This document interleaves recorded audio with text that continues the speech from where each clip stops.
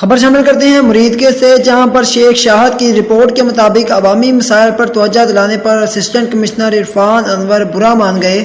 مبینہ طور پر صحافیوں کی ٹائیگر فورس اور سول ڈیفنس عملہ کے ذریعے سوشل میڈیا پر پگڑیاں اچھالنے لگے۔ اسسٹنٹ کمشنر عرفان انور کی تعیناتی کے بعد کلین اینڈ گرین پاکستان مہم پر کوئی کام نہیں ہو سکا۔ تجاوزات نے شہر کے حسن کو مانت کر دیا ہے۔ دوسری جانب شہر میں جگہ جگہ غیر قانونی پارکنگ کے نام پر شہریوں سے مبینہ طور پر بھتہ وصولی اور صفائی کا ناقص نظام انتظامیہ کو منہ چڑھا رہا ہے۔